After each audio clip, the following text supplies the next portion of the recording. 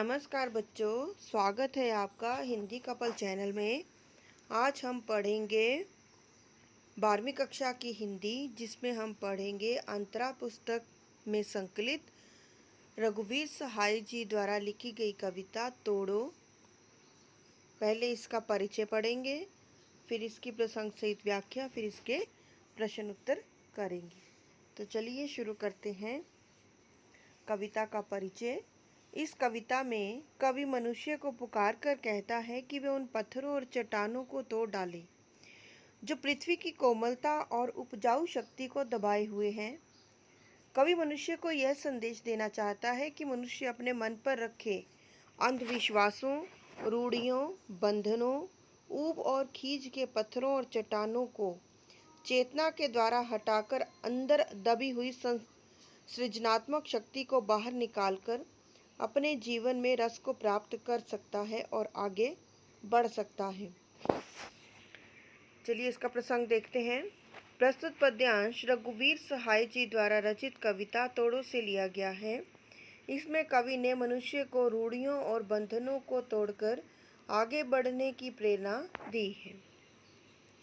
कविता देखते हैं।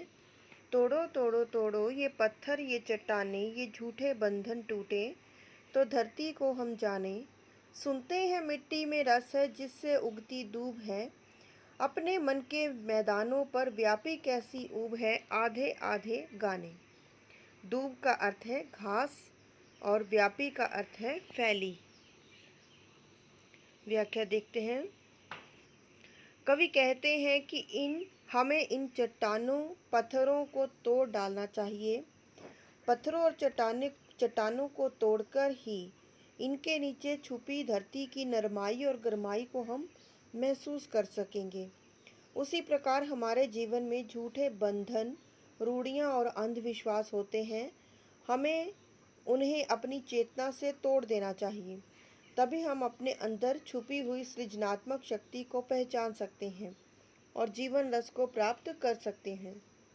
जिस तरह झूठे बंधन टूटने पर वास्तविक इंसान का पता चलता है, उसी तरह पत्थरों और चट्टानों को तोड़कर ही धरती की तह तक पहुंचा जा सकता है। मिट्टी में रस होता है, जीवनदायी शक्ति होती है जिससे मिट्टी में घास उगती है। उसी प्रकार हमारे मन के मैदानों पर भी ऊब और खीज रूपी घास उगी रहती है, तब उसमें से गीत नहीं निकल पाते हैं। आधे अधूरे मन से गाए गए गीत भी आधे अधूरे ही रह जाते हैं, अर्थात सृजनात्मक शक्ति का प्रयोग पूरी तरह से नहीं हो पाता है। इसका विशेष देखते हैं। भाषा, कवि ने खड़ी बोली का प्रयोग किया है। उद्बोधन परक कविता है। उद्बोधन परक कविता का अर्थ है कि ये व्यक्ति को जागरूक करने के लिए और उसको चेतावनी देने के लिए लिखी गई कविता है। शब्दावली, तत्सम और देश्य शब्दों का प्रयोग है। अलंकार, मन के मैदान में ऊब फैलना से में रूपक अलंकार है। प्रयोगवादी कविता है। मुक्त छंद का प्रयोग है। आगे देखते हैं दूसरा पैरा। तोड़ो तोड़ो तोड़ो ये ऊसर बंजर तोड़ो, ये चरती परती तोड़ो, सब खेत बनाकर छोड़ो। मिट्टी में रस होगा ही जब वह पोसेगी बीज को, हम इसको क्या कर डालें इस अपने मन की खींच को, गोड़ो गोड़ो गोड़ो। ऊसर का अर्थ है बंजर, बंजर धरती। चरती परती, अनुपजाऊ जमीन, जहाँ पर केवल घास ही उगती है, उसके ऊपर फसल नहीं उग सकती है। पोसेगी, पालेगी। व्याख्या देखते हैं। कवि कहते हैं कि सृजन में बाधक शक्तियों को नष्ट करना जरूरी है। अनुपजाऊ और बंजर धरती की कठोरता की सख्त परतों को तोड़ना जरूरी है। यह जो भूमि पशुओं के चरने के लिए बंजर छोड़ी गई है, इस पर हल चलाना बहुत जरूरी है ताकि इसकी ऊपरी सख्त परतों को तोड़कर उपजाऊ मिट्टी को निकाला जा सके। मिट्टी में नमी होगी, जल होगा, इसकी नमी से बीज अंकुरित होंगे। कवि कहते हैं कि हम अपने दिल की ऊब और खींच का क्या करें। मनुष्य के मन पर ऊब और खींच की जो चट्टानें पड़ी हैं, उसके नीचे मनुष्य की सृजन शक्ति दबकर रह जाती है। कवि मनुष्य को संदेश देते हुए, प्रेरित करते हुए कहते हैं कि अपने मन की धरती की ठीक से गुड़ाई करें और सृजन शक्ति को बाहर निकालने का प्रयास करें। विशेष देखते हैं, उद्बोधन परक कविता है, खड़ी बोली का प्रयोग है, तत्सम और देशीय शब्दों का प्रयोग है, अलंकार तोड़ो तोड़ो और गोड़ो गोड़ो में पुनरुक्ति प्रकाश अलंकार है, प्रयोगवादी कविता है। प्रश्न अभ्यास की तरफ चलते हैं। पहला प्रश्न, पत्थर और चट्टान शब्द किसके प्रतीक हैं? उत्तर है, कवि के अनुसार पत्थर और चट्टान शब्द झूठे बंधनों, रूढ़ियों, अंधविश्वासों, ऊब और खींच के प्रतीक हैं। मनुष्य की सृजनात्मक शक्ति और विकास के मार्ग में आने वाली सारी बाधाओं को पत्थर और चट्टान कहा गया। दूसरा प्रश्न देखते हैं, कवि को धरती और मन की भूमि में क्या क्या समानताएं नजर आती हैं? उत्तर है, कवि के अनुसार जिस प्रकार धरती की उपजाऊ शक्ति, जीवनदायी शक्ति को पत्थर और चट्टानें दबा देती हैं, उस पर घास तक उगने नहीं देती हैं, उसी तरह मन की धरती भी ऊब और कीच के कारण सख्त और बंजर हो जाती है, जिसके कारण मनुष्य की सृजनात्मक शक्ति दब जाती है। तीसरा प्रश्न है, भाव सौंदर्य स्पष्ट कीजिए। मिट्टी में रस होगा ही जब वह पोसेगी बीज को, हम इसको क्या कर डाले इस अपने मन की खींच को, गोड़ो गोड़ो गोड़ो। उत्तर है, कवि के कहने का भाव है, मिट्टी में नमी होती है, रस होता है, जिससे बीज अंकुरित होते हैं। धरती पर से चट्टानों और पत्थरों को हटाकर उस पर हल चलाकर उसको उपजाऊ बनाया जा सकता है।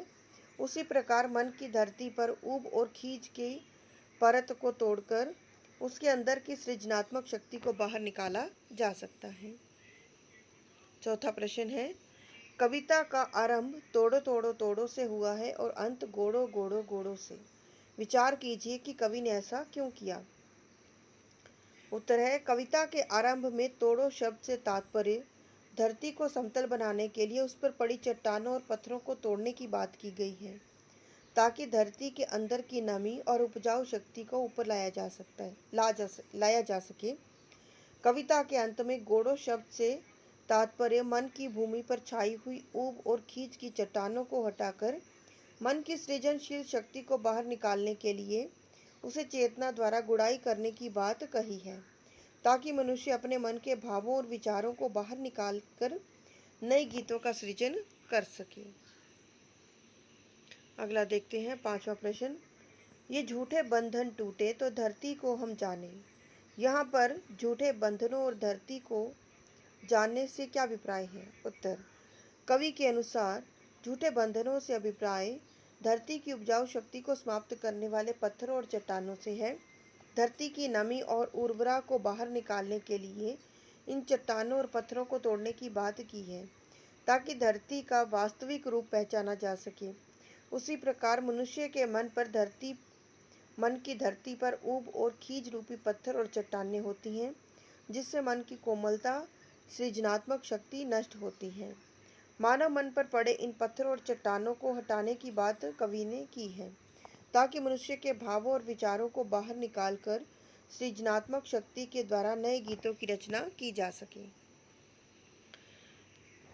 लास्ट प्रश्न, छठा प्रश्न, आधे आधे गाने के माध्यम से कवि क्या कहना चाहता है? उत्तर है, कवि के कहने के अनुसार जब मनुष्य के मन पर ऊब और खींच जमी होती है, तब उसमें से गीत निकल नहीं पाते हैं। आधे अधूरे मन से गाए गए गीत भी आधे अधूरे ही रह जाते हैं। मानव मन पर पड़े इन पत्थरों और चट्टानों को हटाने की बात कवि ने की है, ताकि मनुष्य के भावों और विचारों को बाहर निकालकर सृजनात्मक शक्ति के द्वारा नए गीतों की रचना की जा सके। तो बच्चों, ये रही आपकी कविता तोड़ो, इसके प्रसंग सहित व्याख्या और इसके प्रश्न उत्तर। उम्मीद है कि आपको ये वीडियो अच्छा लगा होगा, अच्छी तरह से आपको कविता समझ में आ गई होगी। तो यदि आपको मेरा वीडियो अच्छा लगा है तो आप इसे लाइक करें, शेयर करें और मेरे चैनल को सब्सक्राइब करें। जय हिंद।